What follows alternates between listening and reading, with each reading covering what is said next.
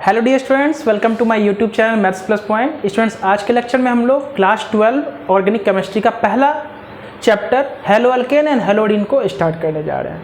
Hello alkane and हेलोडीन का lecture number हमारा ये 3rd है। फर्स्ट लेक्चर में हम लोग पढ़े थे हेलो अल्केन क्या होता है, उसके क्लासिफिकेशन के ऊपर, कॉमन नेम, ठीक है। सेकंड लेक्चर में हम लोग बच्चे पढ़े थे आईयूपीएससी नेम को टोटल डिस्कस किए थे डिटेल्ड में, ठीक है। आज के लेक्चर में बच्चों हम लोग स्टार्ट कर रहे हैं methods of preparation of hello alkane. Hello alkane को हम लोग कैसे प्रिपेयर कर सकते हैं। देखो, जब भी हम लोग ऑर्गेनिक का कोई भी चैप्टर स्टार्ट करेंगे बच्चों, तो उसमें हमारा यही ट्रेंड रहेगा। सबसे पहले उस चैप्टर के बारे में थोड़ा सा हम लोग डिटेल समझेंगे, फिर उसका हम लोग क्लासिफिकेशन कर लेंगे। जैसे अल्कोहल सेकंड चैप्टर है, उसका क्लासिफिकेशन करेंगे। फिर क्लासिफिकेशन करने के बाद कॉमन नेम, आईयूपीएससी नेम, इतना करने के बाद जो हम लोग का सबसे मेजर टॉपिक आएगा वो हमारा होगा मेथड्स ऑफ प्रिपरेशन की, मतलब उस सब्सटेंस को, उस कंपाउंड को हम लोग कैसे प्रिपेयर कर सकते हैं। वो समाप्त होने के बाद हम लोग केमिकल प्रॉपर्टीज़ पढ़ेंगे, मतलब वो उसका रिएक्शंस किस किस कंपाउंड के साथ हो सकता है वो कंपाउंड का, और लास्ट में फिजिकल प्रॉपर्टीज। फिर हमारा चैप्टर ये समाप्त हो जाएगा। तो hello alkane and hello alkyne में बच्चों सबसे पहले हम लोग हेलो अल्केन को कंप्लीट करेंगे, फिर हेलो अल्कीन को। तो हेलो अल्केन में हम लोग methods of preparation of hello alkane देखने जा रहे हैं। इसका मतलब हेलो अल्केन, इसका मतलब RX जिसको हम लोग बोलते हैं, उसको कैसे हम लोग प्रिपेयर करते हैं, किन किन मैकेनिज्म से, किन किन तरह से और किन किन कंपाउंड से उसको हम लोग बनाते हैं। तो उसमें सबसे पहला मेथड होगा हम लोग का हेलोजिनेशन ऑफ अल्कीन। ये हमारा पहला मेथड है, मेथड ऑफ प्रिपरेशन का, ठीक है। तो पहला मेथड बच्चों हम लोग स्टार्ट कर रहे हैं आज। सेकंड मेथड होगा हमारा अल्कीन से हम लोग कैसे हेलो अल्केन को बनाएंगे, है ना। तो यानी कि हाइड्रोकार्बन से हम लोग हेलो अल्केन बना रहे हैं। हाइड्रोकार्बन से पहला मेथड होगा अल्केन का हेलोजिनेशन। अगला मेथड होगा अल्कीन का HX के साथ रिएक्शन, ठीक है। तो जैसे जैसे चैप्टर आगे बढ़ेगा हम लोगों को चीज समझ में आएगा बच्चों, ठीक है। तो देखो, इसे हम लोग मिटा रहे हैं मेथड ऑफ प्रिपरेशन। चलो यहाँ पे हम लोग शुरुआत करते हैं, देखते हैं क्या होता है, कैसे हमें करना है इसको, ठीक है। तो थोड़ा सा डिटेल लेक्चर होगा बच्चे। इसमें हम लोग आधा दूर तक बोर्ड के लेवल से पढ़ेंगे, उसके बाद हमारा जो कंपटीशन यानी कि जेईई नीट में सवाल कैसे आता है उसको भी यहाँ पर हम लोग थोड़ा डिटेल में एनालिसिस करेंगे। तो चलो देखो ध्यान से, सबसे पहला हेलोजिनेशन कर रहे हैं किसका, अल्केन का, है ना। तो अल्केन मतलब क्या हो गया, RH हो गया बच्चे। अगर जनरली देखा जाए तो अल्केन का मतलब क्या, RH। ये हमारा क्या है, अल्केन है। इसका रिएक्शन बच्चों हम लोग X2 के साथ कर रहे हैं। किसके साथ कर रहे हैं, X2। ये हमारा क्या है, हेलोजन मॉलिक्यूल है, जैसे फ्लोरीन, क्लोरीन, ब्रोमीन, आयोडीन, ठीक है। इसका रिएक्शन हमें करना है। तो यहाँ पे एक बात गौर से समझेंगे, यहाँ पे रिएक्शन क्या एडिशन होगा या सब्स्टिट्यूशन। हम तो बोलेंगे इस चैप्टर में या इसके बाद कोई भी चैप्टर पढ़ेंगे तो एडिशन, सब्स्टिट्यूशन और एलिमिनेशन, यही 3 हमारा रिएक्शन के ऊपर 90% चैप्टर समाप्त हो जाता है। तो यहाँ पे चलो एडिशन लग सकता है क्या, तो बोलेंगे एडिशन हमारा डबल बॉन्ड या ट्रिपल बॉन्ड में लगता है।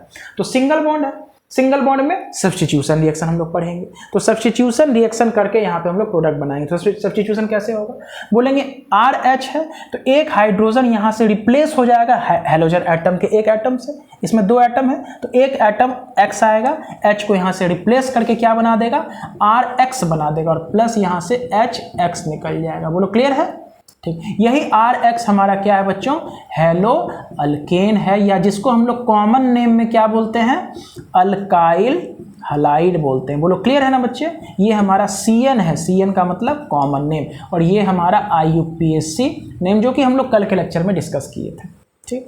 अब बात आया कि सर यहाँ से यहाँ जाना क्या आसानी से हो जाएगा, तो बोलेंगे देखो R और H का बॉन्ड तोड़ना थोड़ा सा टफ होता है, इसलिए यहाँ पे हम लोग कुछ चीज़ का यूज़ करेंगे। क्या, एरो के ऊपर क्या यूज़ करेंगे, तो देखो इसमें कुछ बातों का ध्यान रखेंगे। चाहे तो आपको HNu लिखा हुआ मिलेगा। HNu का मतलब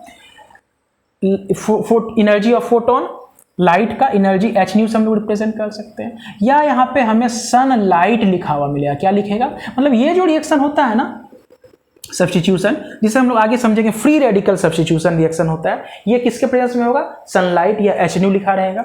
या यहाँ पर हाई टेम्परेचर, यहाँ पे टेम्परेचर लिखा रहेगा, कितना, तो जनरली 100 डिग्री सेल्सियस दिया जा सकता है, ठीक। या पर ऑक्साइड, आगे समझेंगे क्या होता है ये सब, है ना। एंटी मार्कोनिकॉफ रिएक्शन में ये डिटेल में समझा जाता है। पर ऑक्साइड, इन सभी के प्रेजेंस में हमारा ये रिएक्शन होता है। तो इसका मैकेनिज्म होता है बच्चों, इस रिएक्शन का मैकेनिज्म, अभी मैकेनिज्म कर नहीं रहा है, मैकेनिज्म फॉलो करता है फ्री रेडिकल मैकेनिज्म को। इसका मैकेनिज्म फॉलो करता है फ्री रेडिकल मैकेनिज्म को। क्लियर है, फ्री रेडिकल क्या होता है, इसको हम लोग डिटेल में इस लेक्चर में डिस्कस करेंगे। तो चलो बच्चा इतना नोट करो, हम लोग आगे बढ़ेंगे धीरे धीरे, है ना। तो ये हमारा ध्यान रखना है, ये फ्री रेडिकल। आगे थोड़ा सा और लिख लेते हैं, फ्री रेडिकल मैकेनिज्म है ना, फ्री रेडिकल सब्स्टिट्यूशन रिएक्शन के मैकेनिज्म को ये फॉलो करता है। Substitution, free radical substitution reaction वाले मैकेनिज्म को, मतलब सब्स्टिट्यूशन रिएक्शन तो है लेकिन कैसा सब्स्टिट्यूशन, तो बोलेंगे फ्री रेडिकल। फ्री रेडिकल क्या होता है जरा सा समझते हैं। जैसे यहाँ पे X2 लिए है ना, X2 का मतलब क्या, X और X होगा ना। सनलाइट के प्रेजेंस में या हीट के प्रेजेंस में यहाँ पे होमोलाइसिस होता है। इस बॉन्ड में 2 इलेक्ट्रॉन है ना बच्चों, एक इलेक्ट्रॉन इसके ऊपर, एक इलेक्ट्रॉन इसके ऊपर, देखो हाफ एरो दिखा रहे हैं, ठीक। यहाँ पे होता है होमोलाइसिस। होमोलाइसिस का मतलब बॉन्ड का टूटना, लेकिन होमो मतलब सेम सेम, 2 इलेक्ट्रॉन है, एक इसके पास जाएगा एक इसके पास, इसको होमोलाइसिस बोलते हैं। और ये जो बना x डॉट इसी को बोला जाता है हैलोजन फ्री रेडिकल। इसको क्या बोलते हैं बच्चे हम लोग, हैलोजन फ्री रेडिकल बोलते हैं। फ्री रेडिकल बहुत ज़्यादा रिएक्टिव होता है, तुरंत किसी और फ्री रेडिकल के साथ रिएक्ट करके नया कंपाउंड बना देगा। हो सकता है ये इसके साथ रिएक्ट कर जाए या इसके सामने कोई दूसरा अगर फ्री रेडिकल मिले उसके साथ रिएक्ट कर जाए। ऐसा क्यों, तो बोलेंगे देखो हैलोजन है ना, ये फिर से देखो हैलोजन है, इसके पास कितना लोन पेयर है, तो बोलेंगे अगर क्लोरीन है सबके पास जितना भी हैलोजन 3 लोन पेयर और 1 बॉन्ड पेयर इसके पास। अब जैसे इसको हम तोड़े तो इसके पास तो पहले से 3 लोन पेयर ऑफ इलेक्ट्रॉन था ही, साथ ही साथ एक फ्री रेडिकल आ गया, तो टोटल कितना इलेक्ट्रॉन इसके पास हुआ, 7। ऑक्टेट तो टूट गया ना इसका, 7 है। एक अगर किसी से मिल जाए इसको तो तुरंत रिएक्ट करके कंपाउंड बनाएगा, इसका मतलब ये हाईली रिएक्टिव है। 7 इलेक्ट्रॉन है, बस एक का शॉर्ट है ना, इसलिए कहेंगे बहुत जल्दी किसी के साथ रिएक्ट करेगा। इसलिए फ्री रेडिकल जो होता है ये बहुत ज़्यादा रिएक्टिव होता है। अब बात आया सर यहाँ होमोलाइसिस क्या होता है, तो देखो ध्यान से, अगर ये बॉन्ड HX का रहे, ठीक है, और इस बॉन्ड को अगर हमें तोड़ना है तो जिसका इलेक्ट्रोनेगेटिविटी ज़्यादा उधर बॉन्ड हम लोग तोड़ते थे, याद करो एडिशन सब्स्टिट्यूशन में बॉन्ड इधर घुमा देते, तो यहाँ फुल एरो यहाँ हाफ एरो। तो इस केस में यहाँ H के ऊपर प्लस आ जाता था और X के ऊपर माइनस आता था। इसको हम लोग हेट्रोलाइसिस बोलते थे। क्या बोलते थे बच्चों, हेट्रोलाइसिस। हेट्रोलाइसिस का मतलब अगर बॉन्ड ब्रेक होगा तो एक एटम के ऊपर कंप्लीट दोनों इलेक्ट्रॉन चला गया और अगला वाला दोनों इलेक्ट्रॉन अपना एक इलेक्ट्रॉन लूज कर दिया, इसको बोला जाता है हेट्रोलाइसिस। लेकिन यहाँ पे ना एक इलेक्ट्रॉन इसके हिस्से एक इलेक्ट्रॉन इसके हिस्से, इसको बोला जाता है होमोलाइटिक फिजन या होमोलाइसिस। इसमें फ्री रेडिकल जनरेट होता है बच्चों, क्लियर है। ये जो हम बना है 3, इसको लोन पेयर कहते हैं। ये लोन पेयर है जो पहले से इसके पास था, एक एक नया डॉट इसके ऊपर जिसे हम लोग फ्री रेडिकल बोलते हैं वो जनरेट हुआ है बच्चों, ठीक है।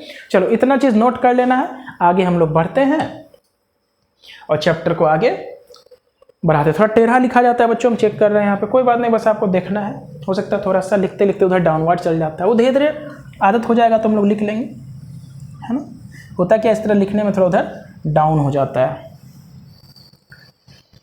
चलो यहाँ तक बात समझ में आ रहा है, यानी कि ये सब चीज़ आपको मिल सकता है लिखा हुआ, है ना। चलो सब चीज़ को नोट कर लेना। अब इसके ऊपर हम एक एग्जाम्पल लेते हैं, एग्जाम्पल लेके रिएक्शन को देखते हैं, ठीक है। जैसे कि ये जो रिएक्शन किए थे बच्चों, X2 लिखे थे, X2 हमारा क्या क्या हो सकता है यहाँ पर।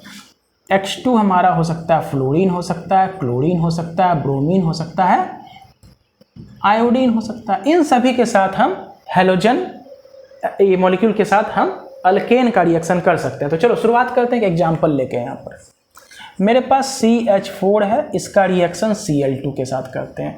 एरो के ऊपर हमें H न्यू दिया हुआ है, इसका मतलब क्या होगा, एक सब्स्टिट्यूशन रिएक्शन होगा, एडिशन तो होगा नहीं। सब्स्टिट्यूशन रिएक्शन कैसा होगा, तो बोलेंगे फ्री रेडिकल सब्स्टिट्यूशन रिएक्शन। इसका मैकेनिज्म आगे डिटेल में डिस्कस करेंगे, अभी बस प्रोडक्ट बनाने का सीखते हैं।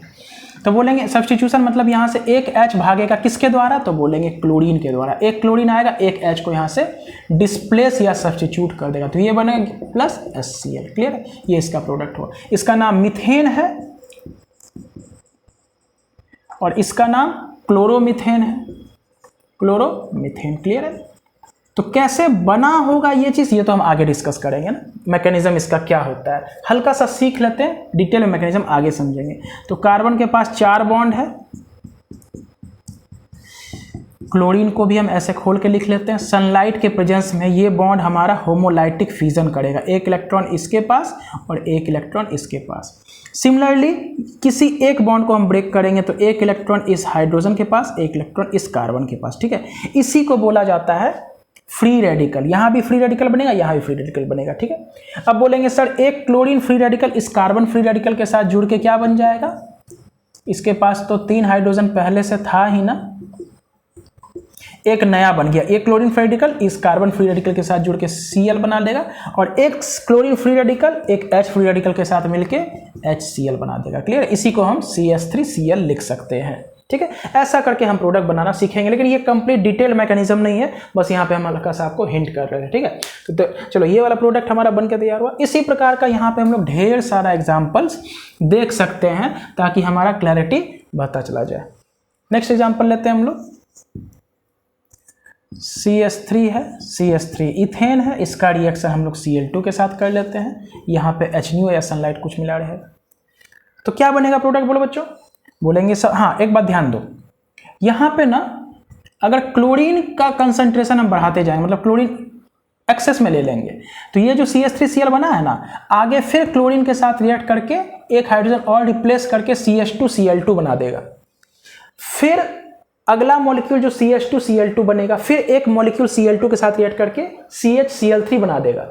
ये काम तब तक होगा जब तक सारा हाइड्रोजन यहाँ से सब्स्टिट्यूट ना हो जाए, डिस्प्लेस ना हो जाए। क्लियर है? इस चीज को रोकने के लिए हम लोग इसको एक्सेस में ले लेते हैं। अगर ये एक्सेस मतलब ये ज्यादा मात्रा में होगा तो ये लिमिटिंग रिएजेंट होगा, ये कम मात्रा में होगा तो ये जल्दी खत्म हो जाएगा, तो बोलेंगे प्रोडक्ट हमारा यहीं रुक जाएगा। ये सब बात को हम लोग धीरे धीरे आगे डिस्कस करेंगे। तो अभी हम क्या कर रहे हैं ना, इसको लिमिटिंग में ले रहे हैं। इसको मतलब 1 इक्विवेलेंट ले लेते हैं, या 1 मोल आपको समझ में आता है तो इसका 1 मोल ले लेते हैं। 1 मोल का मतलब क्या हुआ कि एक ही मॉलिक्यूल, ऐसा समझो, अगर समझने की बात है तो एक ही मॉलिक्यूल है तो एक ही बार रिएक्शन होगा। अगर 2 रहता तो यहाँ भी हो सकता था, यहाँ भी हो सकता था। तो अभी हमें बस सीखना है प्रोडक्ट, तो यहाँ पे हम क्या कर रहे हैं, 1 मोल ले लेते हैं या 1 इक्विवेलेंट ले लेंगे। तो रिएक्शन कैसे होगा, बोलेंगे चाहे इसका या इसका एक हाइड्रोजन हटेगा, उसको क्लोरीन आकर के सब्स्टिट्यूट कर देगा, तो CH3 CH2Cl और प्लस यहाँ से HCl रिलीज हो जाएगा। इथेन से क्लोरोइथेन बन के तैयार हो गया। क्लियर है? अब बोलेंगे सर यहाँ से हटा तब भी यही प्रोडक्ट, और इधर वाला हाइड्रोजन हटा तब भी ये प्रोडक्ट, एक ही प्रोडक्ट बन रहा है। क्लोरीन एक ही तो मिलेगा क्योंकि 1 मोल लिख लिए हैं, या यहाँ पे 1 इक्विवेलेंट भी लिखा हुआ मिल सकता है, मतलब एक ही क्लोरीन ले रहा है तो एक क्लोरीन आके एक हाइड्रोजन को डिस्प्लेस करेगा। अगर यहाँ पे 2 इक्विवेलेंट लेते तो 2 क्लोरीन आता, तो हो सकता था यहाँ का दोनों हाइड्रोजन डिस्प्लेस करके यहाँ 2 क्लोरीन बैठ जाता, या एक ठो यहाँ का एक ठो यहाँ का हट के, तो क्लोरीन क्लोरीन दोनों साइड लग सकता था। इसलिए हम सेफ्टी के लिए 1 इक्विवेलेंट लिख लिए हैं ताकि हमारे समझ में रिएक्शन अच्छे से आ जाए। बोलो यहाँ तक क्लियर है? आगे बढ़ते हैं फिर। CH3 CH2 CH3 प्रोपेन है, इसका रिएक्शन Cl2 HNO के साथ कर देते हैं। क्या बनेगा प्रोडक्ट बच्चे बोलो? यहाँ से हटे हाइड्रोजन या यहाँ से हटे तो सेम बात, CH3 CH2 CH2 Cl plus. अब देखो प्लस का है कि हो सकता है यहाँ या ना हट के बीच वाला हाइड्रोजन हट जाए, तो एक प्रोडक्ट और बन सकता है CH3 CH CH3 और यहाँ पे क्लोरीन और बगल से HCl निकल जाएगा। तो इसमें 2 प्रोडक्ट बनने का संभावना है बच्चों। इसमें तो एक ही प्रोडक्ट बनेगा अगर यहाँ पे 1 इक्विवेलेंट हम लिख देते हैं, यहाँ पे हर जगह ना 1 इक्विवेलेंट का यूज़ कर देते हैं। ठीक है, मतलब एक ही क्लोरीन का इक्विवेलेंट ले रहे हैं, तो ये ज़्यादा होगा, ये एक्सेस में ये एक है तो जल्दी खत्म हो जाएगा, इसका मतलब यही बन के रुक जाएगा। अदरवाइज अगर इसको हम एक्सेस में ले लेंगे तो ये प्रोडक्ट रिपीट होगा, जो कि आगे हम करके दिखाएंगे आपको। ठीक है, तो चलो इतना नोट करो, फिर से समझते हैं चीज़ को। बात क्लियर हो रहा है कि नहीं हो रहा है बच्चों? तो बोलेंगे चूंकि यहाँ पर हाइड्रोजन हटने का चांसेस कहाँ से कहाँ था, यहाँ भी हट सकता था या यहाँ हटेगा, दोनों एक ही बात है, यहाँ बीच से भी हट सकता है। तो 2 प्रोडक्ट बना यहाँ पर। 2 प्रोडक्ट में मेजर कौन होगा, माइनर कौन होगा, ये हम लोग धीरे धीरे आगे समझेंगे स्टूडेंट्स, है ना। चलो नेक्स्ट एग्जांपल लेते हैं। अभी बस ये समझो कि किस प्रकार से रिएक्शन हो रहा है। इसमें सब्स्टिट्यूशन रिएक्शन हो रहा है। एक हाइड्रोजन हटाओ, एक क्लोरीन को उसके जगह पे लाके बैठा दो। एक क्लोरीन हटाओ, एक हाइड्रोजन हटाओ, उसके जगह पर एक क्लोरीन ला करके सब्स्टिट्यूशन कर दो। इसी को बोला जाता है सब्स्टिट्यूशन रिएक्शन। अगला एग्जाम्पल हम लोग ले रहे हैं बच्चों।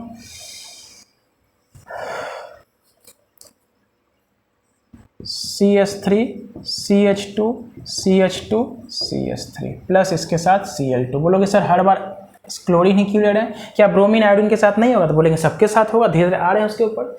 तो बोलेंगे देखो ये क्लोरीन कहाँ कहाँ आके सब्स्टिट्यूट हो सकता है। इस बार देखो हम इसको एक्सेस में ले लिए। इसको एक्सेस में लेने का मतलब क्या हुआ, ये ज़्यादा है, ये जल्दी खत्म हो जाएगा। इसका मतलब समझा, जो पहला प्रोडक्ट बनेगा ना मोनो सब्स्टिट्यूटेड प्रोडक्ट, वही बन के रुक जाएगा। अगर इसको एक्सेस में लेंगे तो पहला जो प्रोडक्ट होता है वो फिर क्लोरीन के साथ रिएक्ट करके अगला प्रोडक्ट बनाएगा, फिर वो क्लोरीन के साथ रिएक्ट करके अगला प्रोडक्ट बनाएगा। इसका मतलब ये एक्सेस में है तो जो प्रोडक्ट बनेगा वापस से वहाँ पे सब्स्टिट्यूशन होगा, हाइड्रोजन फिर से हटेगा, तो ये चीज़ होते होते मल्टी प्रोडक्ट बनेगा। इसलिए हम इसको एक्सेस में ले लेंगे, उसके रेस्पेक्ट में ये लिमिटिंग रिएजेंट हो जाएगा, तो प्रोडक्ट मेरा पहले बार में समाप्त हो जाएगा, बन के तैयार हो जाएगा। क्लियर है?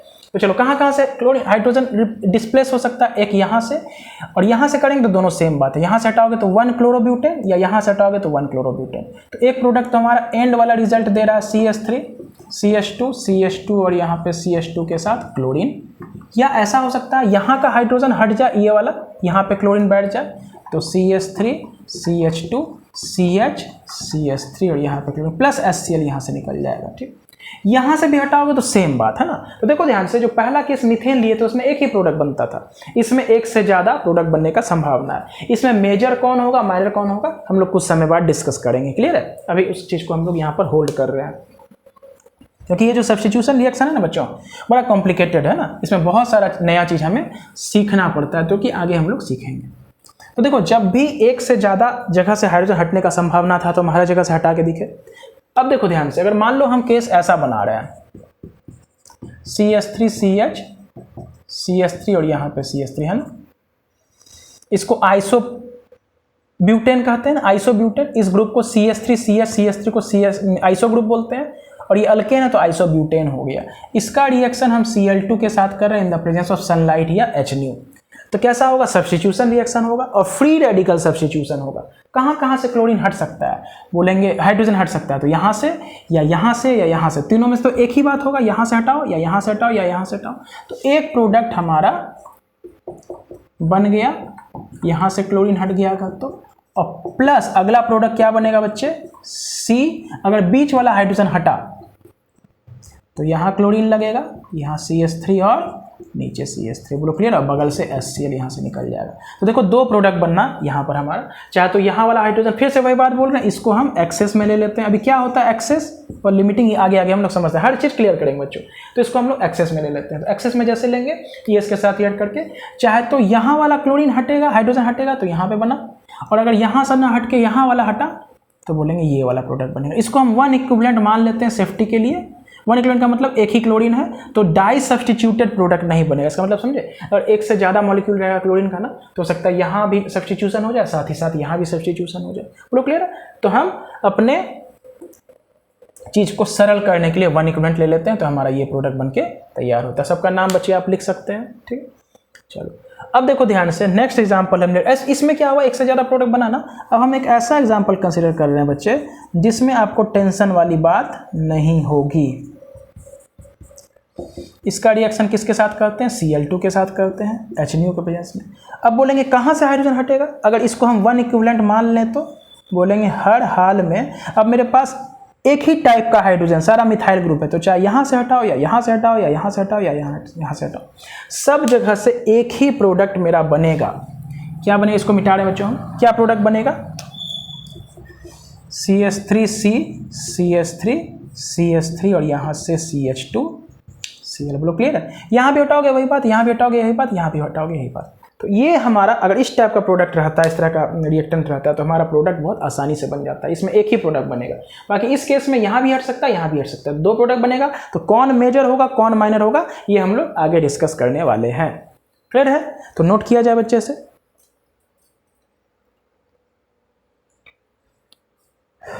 आगे हम लोग बढ़ते हैं थोड़ा लेकर के। चलो अब मान लो हम आपको एक क्वेश्चन देते हैं, उस क्वेश्चन को आपको बनाना है। एग्जाम में मान लो एक क्वेश्चन आ गया आपको बच्चे, साइक्लिक स्ट्रक्चर है, कितने कार्बन का, 6 कार्बन का, इसका रिएक्शन Cl2 के साथ करना है। यहाँ पे मान लो सनलाइट लिखा हुआ है, तो ये अल्केन है ना, साइक्लिक अल्केन है, जिसको हम लोग साइक्लो अल्केन बोलेंगे। Cl2 के साथ रिएक्शन करना, सनलाइट हो या हीट हो या 100 डिग्री सेल्सियस हो या क्या हुआ HNO हो, सब केस में एक ही बात है। तो बोलेंगे यहाँ भी हाइड्रोजन 2 ठो है, यहाँ भी 2, यहाँ भी 2 हाइड्रोजन, यहाँ भी 2 हाइड्रोजन, यहाँ भी 2 हाइड्रोजन, यहाँ भी 2 हाइड्रोजन। कहीं एक जगह से इसको 1 इक्विवेलेंट लिख देते हैं, इसका मतलब एक से ज़्यादा जगह क्लोरीन आके सब्स्टिट्यूट नहीं होगा। कहने का मतलब यह है ना, ये हो सकता है यहाँ 2 हो जाए, यहाँ भी हो जाए, यहाँ भी हो जाए, तो एक साथ ढेर सारा क्लोरीन को हमको सब्स्टिट्यूशन नहीं करना है। तो 1 इक्विवेलेंट लिख करके हम श्योर हो गए कि हमें ज़्यादा कॉम्प्लिकेशंस नहीं यहाँ पे देखना पड़ेगा।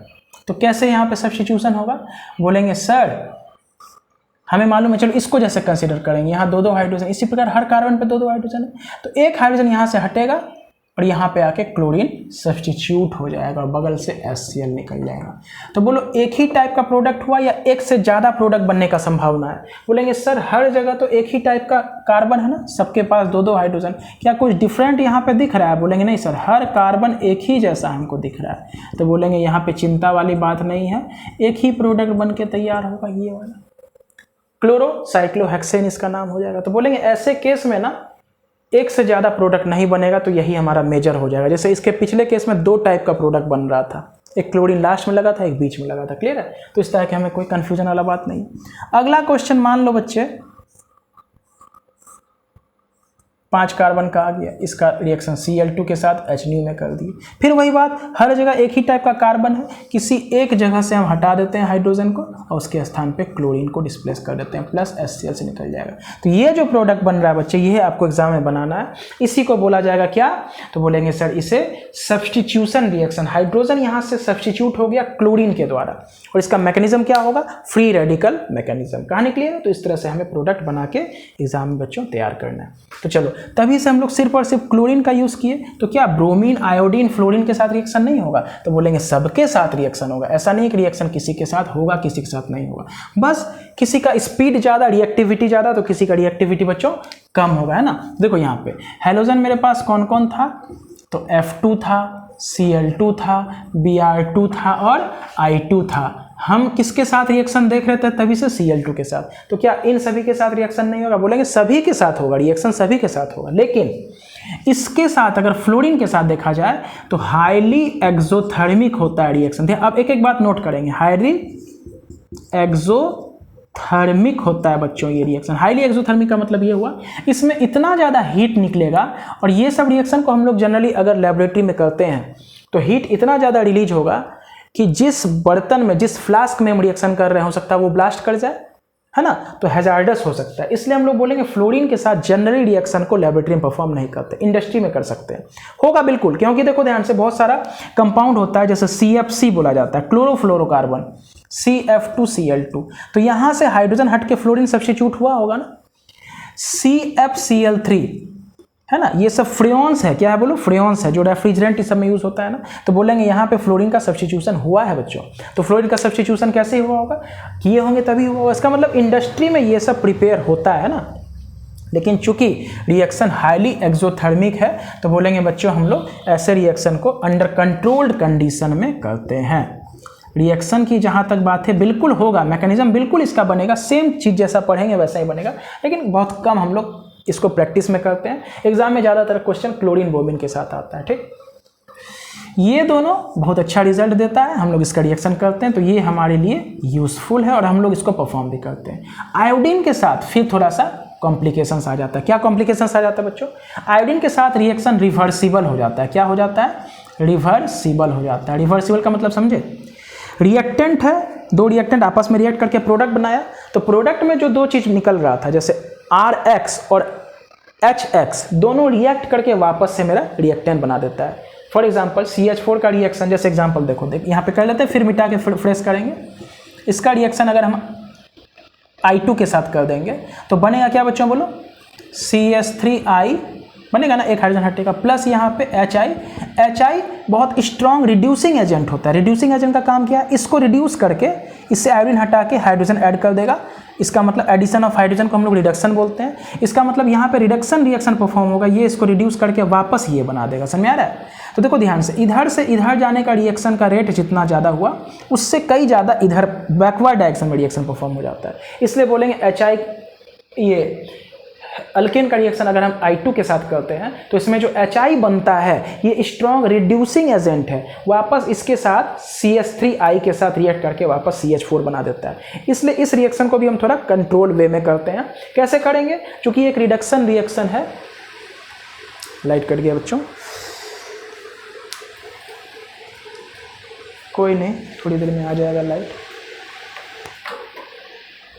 ठीक है? तो इसको हम लोग कंट्रोल्ड वे में करेंगे।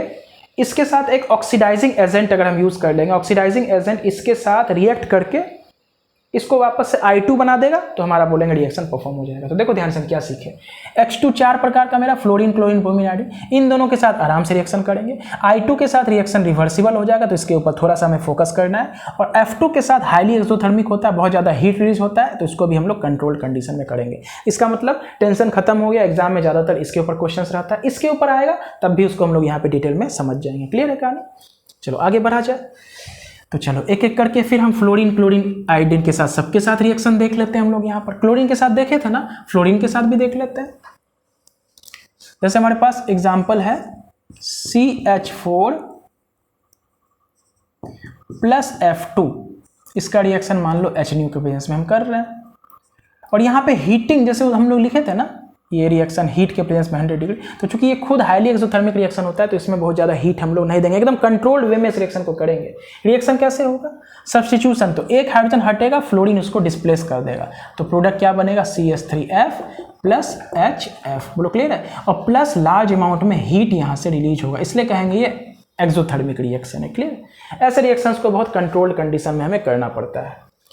क्लोरीन के साथ देख चुके थे, ब्रोमीन के साथ एक बार देख लेते हैं। CH4 है, Br2 है, यहाँ पे HNu ले लेते हैं। वही काम, यहाँ से एक हाइड्रोजन हटेगा, इसको चलो इसको हम ऐसे करके तुमको दिखाते हैं बच्चे, कि थोड़ा सा हो सकता है आपको क्लैरिटी मिले। बाकी मैकेनिज्म हम लोग करेंगे इसका।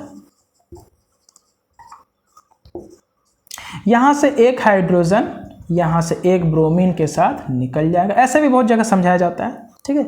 यहाँ से एक ब्रोमीन निकल जाएगा तो क्या बनेगा? इसके साथ कौन आके जुड़ जाएगा? ये वाला ब्रोमीन। तो H हो गया, C हो गया, H हो गया, H हो गया, यहाँ से Br आ गया। क्लियर? और प्लस यहाँ से HBr निकल गया, ये वाला HBr निकल गया साथ में, तो यानी कि प्रोडक्ट हमारा क्या बन गया बच्चों? CH3Br और प्लस यहाँ से HBr। स्पष्ट है कहानी? ये प्रोडक्ट बन गया। तो हम फ्लोरीन के साथ भी देख लिए, क्लोरीन के साथ पहले देखे थे, ब्रोमीन के साथ भी देख लिए। मतलब एक हाइड्रोजन को हटाना है, ब्रोमीन उसके जगह पे ले आना। ऐसे रिएक्शन को हम लोग क्या बोलेंगे? सब्स्टिट्यूशन रिएक्शन बोलेंगे। मैकेनिज्म क्या होता है? तो यहाँ पर इलेक्ट्रोफिलिक या न्यूक्लियोफिलिक सब्स्टिट्यूशन नहीं होता, यहाँ पर फ्री रेडिकल सब्स्टिट्यूशन रिएक्शन होता है। ठीक है, ये भी समझ में आ गया। आओ आयोडीन के साथ देखते हैं। आयोडीन के साथ थोड़ा मजेदार है रिएक्शन, उसके साथ एग्जाम में आने का संभावना भी रह सकता है। हम बोलेंगे सर CH4 है, इसका रिएक्शन हम I2 के साथ कर रहे हैं, HNu के साथ हीट के बेसिस में करेंगे। तो देखो होगा क्या? सबसे पहले तो CH3I बनेगा, प्लस यहाँ से HI निकल जाएगा। क्या हुआ? एक हाइड्रोजन एक आयोडीन के साथ HI बाहर हो गया और CH3I बन गया। अब देखो ये जो HI बना है ना, ये स्ट्रॉन्ग रिड्यूसिंग एजेंट है। स्ट्रॉन्ग रिड्यूसिंग एजेंट का मतलब क्या हुआ? ये जो बना इसको रिड्यूस कर देगा, इसका रिडक्शन होकर के वापस ये बना देगा। बस में देखो ध्यान से एक चीज चेक करते हैं। इस कार्बन का जरा ऑक्सीडेशन नंबर निकालो, तो X प्लस हाइड्रोजन का 4 है इंटू 1 इज इक्वल टू 0, तो X बराबर क्या हुआ? -4। तो इसका मतलब यहाँ पे इसका ऑक्सीडेशन नंबर -4 है। इसका जरा ऑक्सीडेशन नंबर देखो, कार्बन का निकालते, कार्बन का oxidation number X plus hydrogen 3 है उसका 1 और आयोडीन का -1 होता है इज इक्वल टू 0, इसको सॉल्व करोगे तो -2। इसका ऑक्सीडेशन नंबर कार्बन का क्या हुआ? -2। इसका मतलब इधर से इधर जा रहे हैं तो क्या हो रहा है? ऑक्सीडेशन नंबर घट रहा है, इसका मतलब इसका ऑक्सीडेशन हो रहा है लेफ्ट टू राइट जाने पे। और उल्टा देखें तो ऑक्सीडेशन नंबर -2 से -4 आ रहा है, इसका मतलब ऑक्सीडेशन नंबर घटना, इसका मतलब इसका रिडक्शन होना। बात को समझना। क्लियर हो रहा है कहानी कि नहीं हो रहा है? हम लेफ्ट टू राइट जा रहे हैं तो ऑक्सीडेशन नंबर -4 से -2 जा रहा है, जो कि हम लोग आगे ऑक्सीडेशन नंबर पढ़ेंगे। -4 से -2 जा रहा है, इसका मतलब इसका ऑक्सीडेशन हो रहा है। उल्टा देखो, -2 से -4 जा रहा है, इसका मतलब ऑक्सीडेशन नंबर घट रहा है। ऑक्सीडेशन नंबर का बढ़ना, इसका मतलब ऑक्सीडेशन हो रहा है। ऑक्सीडेशन नंबर का घटना, इसका मतलब रिडक्शन हो रहा है। इसका मतलब CH3I का रिडक्शन हो रहा है। कौन कर रहा है रिडक्शन? HI कर रहा है, इसलिए ये रिड्यूसिंग एजेंट हो जाएगा। तो इसका रिडक्शन करके, रिडक्शन का मतलब एडिशन ऑफ हाइड्रोजन, इसका मतलब यहाँ से आयोडीन हट के H बैठ जाएगा, CH4 बन जाएगा। इसलिए कहते हैं बच्चों कि अगर हम इस रिएक्शन को बिना किसी कंट्रोल्ड वे में करेंगे तो ये वापस से रिएक्शन, ये जो बना ना, ये रिएक्शन रिवर्स हो जाता है, रिवर्सिबल हो जाता है ये रिएक्शन। और जितना रेट इधर जाने का था उससे कई ज़्यादा रेट वापस आने का होगा। मतलब ये बनेगा तुरंत, ये इसको रिड्यूस करके वापस ये बना देगा।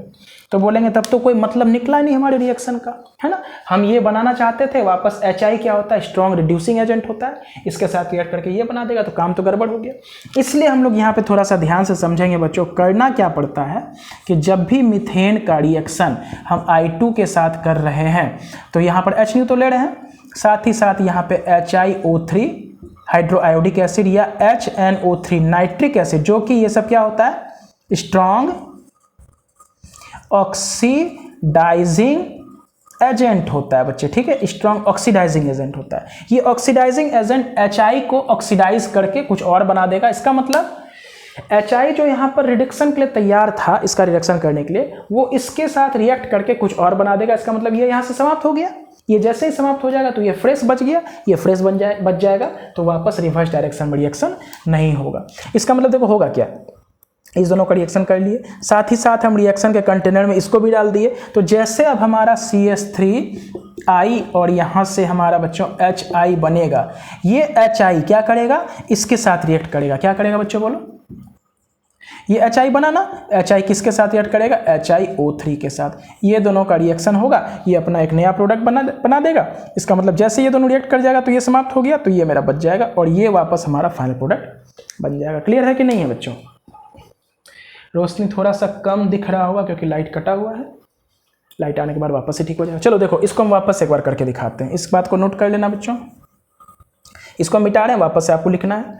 तो देखो ये HI जो बनाना होगा क्या, HI प्लस HiO3 कैसे रिएक्ट करेगा, तो बोलेंगे HI इसके साथ रिएक्ट करके I2 बनाता है, यहाँ से याद रखना है, और प्लस यहाँ से वाटर भी निकलता, लाइट आ गया, ठीक है। यहाँ से हमारा क्या हो गया बच्चों, वाटर निकल गया। अब बैलेंस करना है ना, तो देखो बैलेंस कैसे करेंगे। यहाँ पे कितना ऑक्सीजन है, मतलब समझे बात को, HI जैसे बना ना, ये ऑक्सीडाइजिंग एजेंट है, HI रिड्यूसिंग एजेंट है, ये रिड्यूसिंग एजेंट, ये ऑक्सीडाइजिंग एजेंट, दोनों रिएक्ट करके I2 और वाटर बना दिया। इसका मतलब ये I2 और ज़्यादा प्रोड्यूस हो गया, I2 जैसे ज़्यादा प्रोड्यूस होगा इसके साथ रिएक्ट करके ये बना देगा। कहानी क्लियर है कि नहीं है? अब बैलेंस करो, यहाँ 3 लगा दो, हाइड्रोजन कितना हो गया 6, इधर 1 है, इधर 5 लगा दो। अब देखो हाइड्रोजन 5 और 1 6, इधर भी 6, ऑक्सीजन 3 है, यहाँ 3 है, और आयोडीन कितना है 5 1 6, तो यहाँ पे 3 लगा दो। क्लियर है? तो इस प्रकार से ये जो बनेगा HI, उसका रिएक्शन हम HiO3 के साथ करा के ये बना देंगे। अब ये रिएक्शन हमारा फॉरवर्ड डायरेक्शन में ही होगा। बोलो क्लियर है कि नहीं? HI के साथ कैसा रिएक्शन हुआ, इस बात को भी हम लोग देख लिए। ठीक है बच्चों, चलो इतना चीज़ हमें समझ में आता है, और इतना चीज़ समझ में आता है तो यहाँ जो बात बच्चे हम लोग सीखे हैं ना, उसको थोड़ा सा यहाँ पे हम लोग लिख लेते हैं। क्या लिखते हैं, तो कैरेक्टरिस्टिक्स, इसमें कुछ बात को पॉइंट टू बी रिमेंबर, इसको हम लोग यहाँ पर लिख लेते हैं ना। चलो जो बात सीखे, पॉइंट्स टू बी रिमेंबर, कुछ पॉइंट को हम लोग रिमेंबर करेंगे। पहला पॉइंट A नंबर, कि ये जो रिएक्शन होता है ये फ्री रेडिकल सब्स्टिट्यूशन रिएक्शन होता है बच्चों। क्लियर है? ये रिएक्शन हमारा कैसा होता है, तो बोलेंगे सर फ्री रेडिकल, ये रिएक्शन हमारा फ्री रेडिकल सब्स्टिट्यूशन रिएक्शन होता है। ठीक, इसका इंटरमीडिएट की अगर बात करेंगे, जो कि मैकेनिज्म अभी हम लोग शुरू नहीं किए, इसका मैकेनिज्म पढ़ेंगे, अभी तो बस सीख रहे थे। इंटरमीडिएट इसका क्या होता है, कार्बोकेटाइन नहीं होता, कार्बेनाइन नहीं होता, क्या होता है, फ्री रेडिकल होता है। क्या होता है बच्चों बोलो, फ्री रेडिकल होता है। फ्री रेडिकल क्या होता है आगे देखेंगे। तीसरा पॉइंट, चलो इंक थोड़ा सा इसमें भर देते हैं हम लोग बच्चों।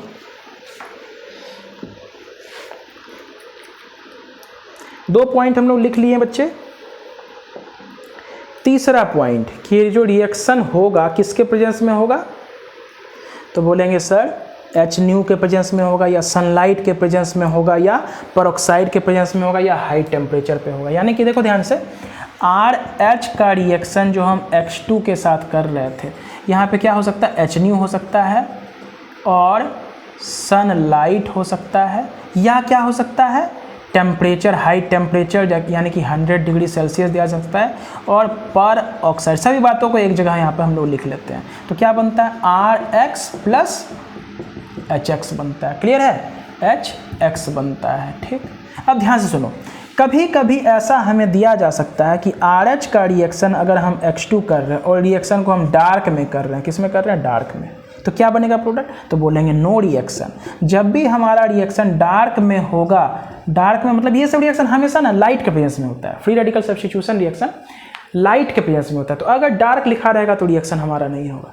अगर डार्क के साथ एक कंडीशन हम अगर ऐड कर दें, क्या, कि RH प्लस X2 है। ये रिएक्शन डार्क में तो हो रहा है, लेकिन साथ ही साथ हम इसमें टेम्परेचर हाई कर दें, 100 डिग्री सेल्सियस लिख दें, तब ये रिएक्शन फिर से हो जाएगा, RX प्लस HX बना देगा। बोलो क्लियर? एक एक बात को नोट करेंगे बच्चों।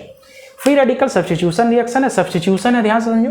इलेक्ट्रोफिलिक या न्यूक्लियोफिलिक सब्स्टिट्यूशन नहीं है, SN या SC रिएक्शन नहीं है, ये फ्री रेडिकल सब्स्टिट्यूशन रिएक्शन है। इंटरमीडिएट फ्री रेडिकल बनता है। फ्री रेडिकल बहुत ज़्यादा रिएक्टिव होता है, ठीक है, और वो शॉर्ट ऑफ इलेक्ट्रॉन होता है, इलेक्ट्रॉन की उसमें कमी होती है ना।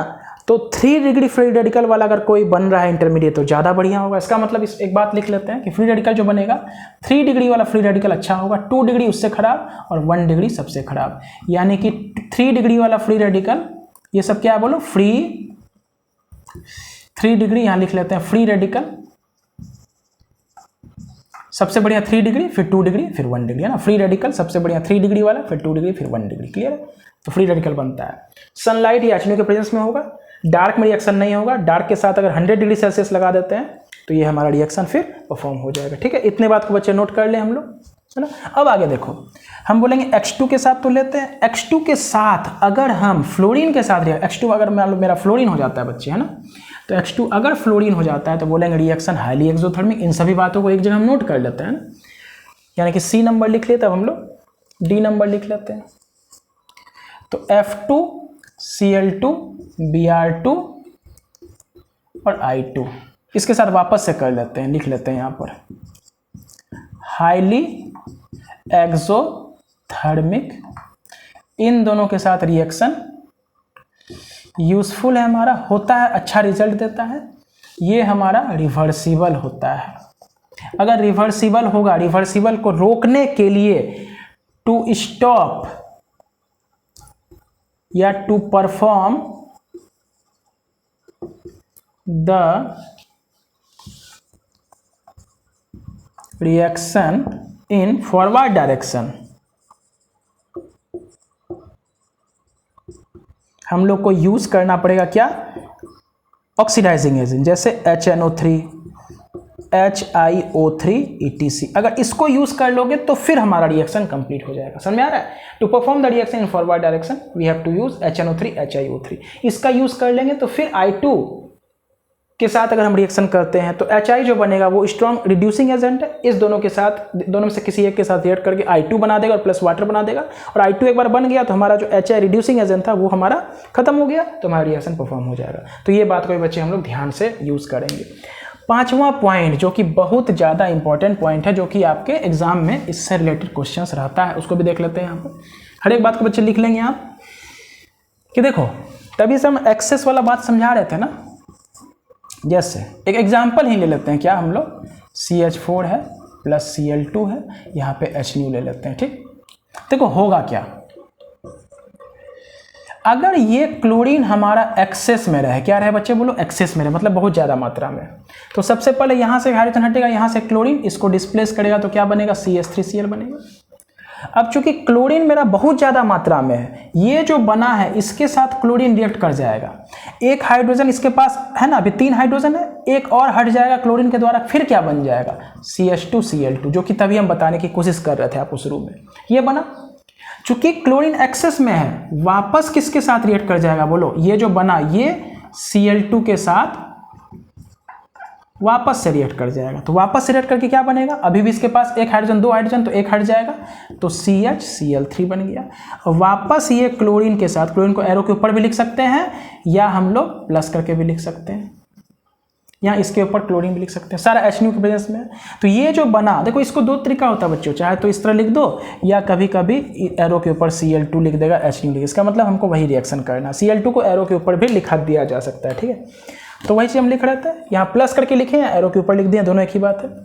अभी भी एक हाइड्रोजन है, चूंकि क्लोरीन मेरा एक्सेस में था, तो ये जो बना ना प्रोडक्ट, वो क्लोरीन के साथ वापस रिएक्ट करके एक हाइड्रोजन हट के क्या बन जाएगा? CCl4।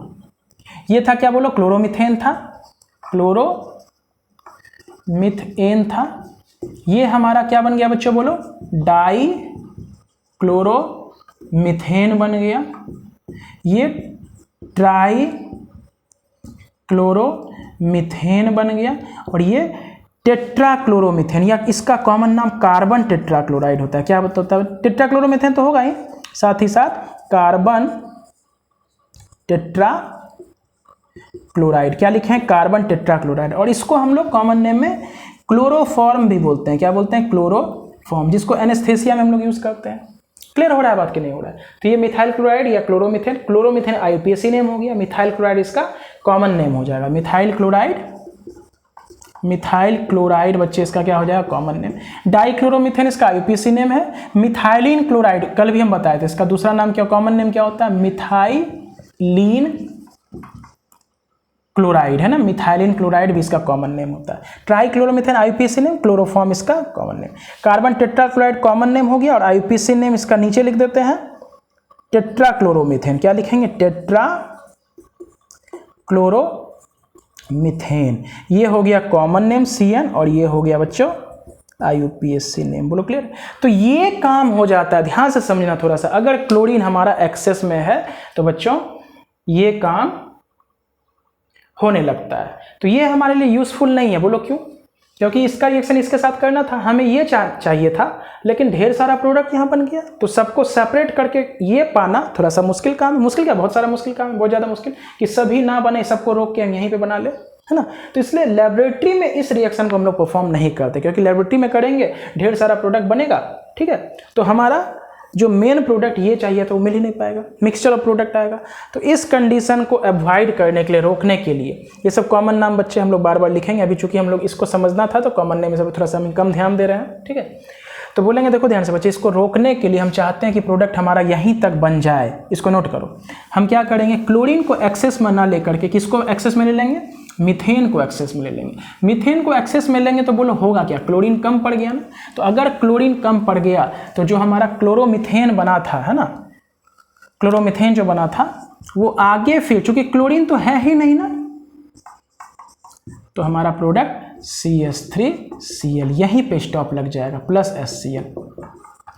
तो वो सब बनेगा बहुत कम है। देखो ऐसा नहीं कि यहीं पे रुक जाएगा 100% नहीं रोक सकते, वो भी बनेगा, लेकिन अब कम बनेगा। समझ में आ रहा है? तो ये हमारा मेजर प्रोडक्ट हो जाएगा। तो सब बात समझ में आया कि हम अगर इसको एक्सेस में ले लेंगे तो प्रोडक्ट यहीं रुक जाएगा, अगर एक्सेस में ना लेके इसको एक्सेस में ले लेंगे तो हमारा मल्टी प्रोडक्ट बनना स्टार्ट हो जाएगा, फिर उसको सेपरेट करना बहुत टफ काम हो जाएगा। क्लियर? तो क्या क्या बात सीखे? फ्री रेडिकल सब्स्टिट्यूशन है, सनलाइट या HNO के प्रेजेंस में होता है हमारा, डार्क में रिएक्शन परफॉर्म नहीं होगा, ठीक है।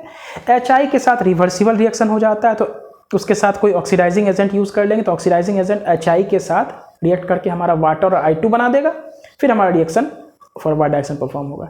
F2 के साथ हाईली एक्सोथर्मिक होता है तो हम लोग जनरल रिएक्शन को परफॉर्म नहीं करते हैं। क्लोरीन या ब्रोमीन के साथ रिएक्शन अच्छे मैनर में परफॉर्म होता है। चलो यहाँ तक बच्चे हम लोग बात अच्छे से सीख चुके हैं। अब बात आती है सर तभी से तो हम लोग सब चीज़ सीख लिए, इसका मैकेनिज्म कैसे करेंगे। मैकेनिज्म करने के बाद एक बात और हमें ध्यान से सीखना पड़ेगा बच्चे, कि अगर सिंगल प्रोडक्ट बनता है, जैसे एक प्रोडक्ट मान लो यहाँ 1 इक्विवेलेंट हम लेंगे तो यही बनेगा ना। और मान लो हमारे पास, याद करो, एक प्रोडक्ट ये था CH3 था ना, इसका रिएक्शन अगर हम Cl2 के साथ करते थे तो अभी सीखे थे ना, यहाँ भी प्रोडक्ट बना था, यहाँ भी प्रोडक्ट बना था, तो CH3 इसके साथ क्लोरीन लग गया था और एक प्रोडक्ट क्या बना था, CH3CH2CL।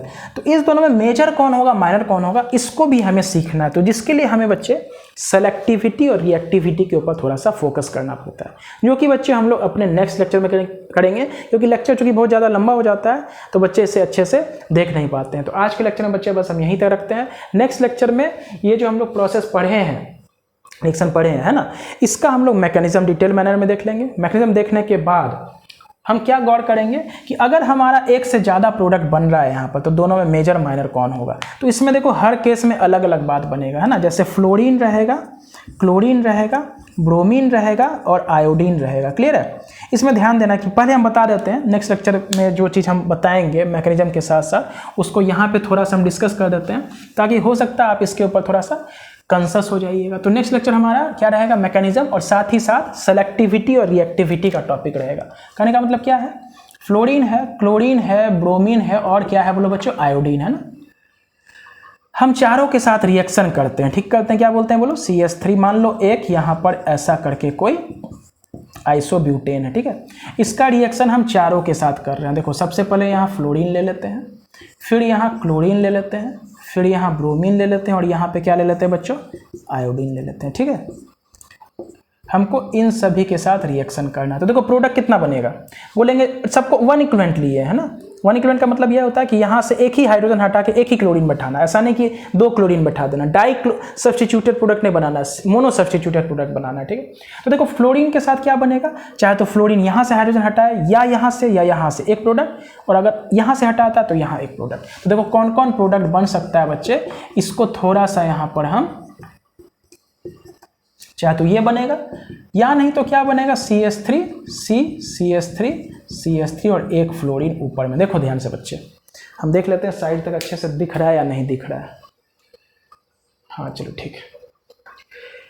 क्लोरीन के साथ क्या होगा बच्चों, क्लोरीन के साथ यही बात होगा, CH3CH CH2। थोड़ा सा फ्रेश लिखेंगे अगले लेक्चर में, चूंकि अब यहाँ पे थोड़ा सा एडजस्टमेंट नहीं हुआ, इधर छोटा हो गया। नेक्स्ट लेक्चर में चूंकि इसी चीज़ को हमें पढ़ाना है ना, तो हम यहाँ पर डिटेल्ड वे में लिखेंगे। क्लोरीन के साथ भी यही बात होगा, चाहे तो क्लोरीन यहाँ का हाइड्रोजन हटा के डिस्प्लेस करके बैठेगा या यहाँ बैठेगा। ब्रोमीन के साथ देखो क्या होगा, CH3CH CH2 Br और यहाँ पर CH3 प्लस CH3C CH3 और ब्रोमीन बीच में बैठ जाए। और आयोडीन के साथ यही बात, ठीक है, आयोडीन के साथ नीचे यही बात होगा, लिख लेते हैं। आयोडीन के साथ क्या बनेगा, CH3 CH2 आयोडीन, और यहाँ भी वही बात, CH3 और यहाँ पर आयोडीन। बोलो क्लियर है। इस तरह का दो प्रोडक्ट बनने का संभावना होगा बच्चों, है ना। चाहे तो फ्लोरीन यहाँ वाला हाइड्रोजन हटाए या यहाँ वाला हाइड्रोजन हटाए। अब दो प्रोडक्ट बन रहा है, तो दो प्रोडक्ट में मेजर कौन माइनर कौन। तो देखो ब्रोमीन और आयोडीन के साथ कोई टेंशन नहीं है, ये मेजर बनेगा, 3 डिग्री बन रहा है ना, देखो ये भी मेजर बनेगा, क्लियर है। देखो यहाँ कितना डिग्री फ्री रेडिकल बन रहा है, तो हम बताएं ना फ्री रेडिकल मैकेनिज्म होता है। यहाँ वाला हाइड्रोजन अगर हटेगा, इधर बॉन्ड टूटा इधर बॉन्ड, समझे बात को, बॉन्ड कैसे तोड़ रहे हैं। इस बॉन्ड में 2 इलेक्ट्रॉन है ना बच्चों, एक इलेक्ट्रॉन चला गया हाइड्रोजन के पास, एक इलेक्ट्रॉन चला गया कार्बन के पास, तो यहाँ एक फ्री रेडिकल बना कि नहीं बना, तो बोलेंगे कार्बन फ्री रेडिकल बनेगा। तो ये कितना डिग्री फ्री रेडिकल बना, तो बोलेंगे सर 3 डिग्री। और अगर बाय द वे यहाँ वाला हाइड्रोजन हटता है, तो यहाँ पे ये कितना डिग्री फ्री रेडिकल बनेगा, 1 डिग्री। तो बोलेंगे हम जानते हैं बच्चों इस बात को, क्या 3 डिग्री फ्री रेडिकल 2 डिग्री से ज़्यादा अच्छा होता है, और 2 डिग्री 1, जैसे कार्बोकेटाइन में 3 डिग्री सबसे अच्छा होता है, फिर 2 डिग्री फिर 1 डिग्री सबसे अच्छा नहीं, मतलब अगर रेजोनेंस नहीं है तो 3 डिग्री 2 डिग्री 1 डिग्री में सबसे बेटर कौन, 3 डिग्री। उसी प्रकार फ्री रेडिकल में 3 डिग्री वाला सबसे अच्छा। तो बोलेंगे ब्रोमीन और आयोडीन के केस में कोई टेंशन नहीं है, जितना ज़्यादा डिग्री वाला फ्री रेडिकल बनेगा उतना अच्छा। इसमें ये मेजर 3 डिग्री वाला मेजर बनेगा आयोडीन के केस में, और 3 डिग्री वाला ब्रोमीन के केस में मेजर बनेगा। ये वाला हो जाएगा माइनर, क्योंकि यहाँ पे 1 डिग्री फ्री रेडिकल, और ये भी माइनर क्योंकि ये वहाँ 1 डिग्री फ्री रेडिकल। फ्लोरीन के केस में ये बनना चाहिए था मेजर, लेकिन ये बनता है मेजर, ये हो जाता है माइनर। बोलो क्लियर है। क्लोरीन के केस में भी यही बात है, ये बन जाता है बच्चे मेजर और ये बन जाता है माइनर। बोलोगे ऐसा क्या है, जब सर फ्री रेडिकल मेरा 3 डिग्री वाला सबसे अच्छा बनता है, तो ये वाला अच्छा क्यों बना और इधर ये वाला मेजर काहे बन गया। तो इसके लिए हमें पढ़ना पड़ता है बच्चों रिएक्टिविटी एंड सेलेक्टिविटी। तो चलो यहाँ थोड़ा सा लिख देते हैं, ये ब्रोमीन और आयोडीन जो है ना, ये सेलेक्टिविटी को परफॉर्म करता है, सेलेक्टिविटी को परफॉर्म करता है। ये फ्लोरीन रिएक्टिविटी का मतलब ये बहुत ज़्यादा रिएक्टिव होता है। रिएक्टिविटी का मतलब क्या हुआ, इतना ज़्यादा रिएक्टिव है ना कि जल्दी रिएक्शन करेगा। तो तुम ये सोचो जल्दी रिएक्शन कहाँ से कर पाएगा, यहाँ वाले हाइड्रोजन को हटाने में ज़्यादा स्टेरिक हिंड्रेंस है, तो यहाँ जल्दी हटेगा नहीं, यहाँ या यहाँ वाला अच्छे से हटा सकता है। इसका मतलब फ्लोरीन यहाँ वाला हाइड्रोजन को हटा के ज़्यादा अच्छा प्रोडक्ट बनाएगा, इसलिए फ्लोरीन के केस में 1 डिग्री वाला मेजर बन गया था। ठीक है। ब्रोमीन और आयोडीन होता है सेलेक्टिव। सेलेक्टिव का मतलब क्या होता है, जितना अच्छा सिलेक्शन करे, जितना अच्छा फ्री रेडिकल बना पाए। तो 3 डिग्री वाला ब्रोमीन और आयोडीन, आयोडीन तो सबसे अच्छा, 3 डिग्री वाला में सबसे बढ़िया, ब्रोमीन भी उसी प्रकार का, लेकिन आयोडीन का 3 डिग्री वाला बनने का परसेंटेज और ज़्यादा अच्छा हो जाएगा। बात रहा क्लोरीन ना, ये बीच वाला, इसमें दोनों क्राइटेरिया होता है, reactivity as well as selectivity. समझ में आया, reactivity as well as selectivity chlorine के केस में। तो ये चाहे तो कभी कभी रिएक्टिव बन जाता है, कभी कभी सेलेक्टिव बन जाता है। कैसे बनता है, इसके लिए हमें एक परसेंटेज देखना पड़ता है। 3 डिग्री का परसेंटेज प्रोपोर्शन क्या होता है, हाइड्रोजन 3 डिग्री हाइड्रोजन हटाने वाले का प्रोपोर्शन क्या होता है, 2 डिग्री वाले का क्या होता है, 1 डिग्री वाले का क्या होता है। तो तीनों के लिए, फ्लोरीन, क्लोरीन और ब्रोमीन के लिए देख लेंगे। आयोडीन के लिए डाटा अवेलेबल नहीं होता है, तो बोलेंगे फ्लोरीन, क्लोरीन, ब्रोमीन का अगर हम परसेंटेज देख ले, है ना, कि किसका हाइड्रोजन हटने का टेंडेंसी चांसेस ज़्यादा है, तो उस हिसाब से हम डिसाइड कर लेंगे यहाँ पे कौन मेजर कौन माइनर। लेकिन याद रखना है क्लोरीन के केस में ये मेजर हो जाएगा, ये माइनर। लेकिन ध्यान समझो, इस कंपाउंड में ऐसा होगा, अगले कंपाउंड में हो सकता है क्लोरीन 2 डिग्री वाला ज़्यादा मेजर हो जाए, 1 डिग्री वाला माइनर हो जाए। लेकिन हाँ, यहाँ पे क्लोरीन के केस में हम लोग रिएक्टिविटी सेलेक्टिविटी को पढ़ते हैं। ब्रोमीन के केस में कोई टेंशन नहीं है, ज़्यादा हाइयर डिग्री वाला अगर फ्री रेडिकल बन रहा है वो ज़्यादा स्टेबल बनेगा, तो वही हमारा मेजर बनेगा। फ्लोरीन के केस में जितना लोअर डिग्री वाला फ्री रेडिकल बनता है वहाँ पे स्टेरिक हिंडेंस सबसे कम होता है। क्लोरीन के केस में हमको पढ़ना पड़ता है इसका reactivity and selectivity ratio, clear है, जो कि हम लोग अपने नेक्स्ट लेक्चर में बच्चों पढ़ेंगे। तो आज के लिए बस इतना ही रखते हैं, रात्रि का समय बहुत ज़्यादा हो चुका है। हम लोग नेक्स्ट लेक्चर में कल इसी के बाद मिलेंगे mechanism of free radical as well as selectivity and reactivity. तो आज के लिए बस बच्चों इतना ही, गुड नाइट।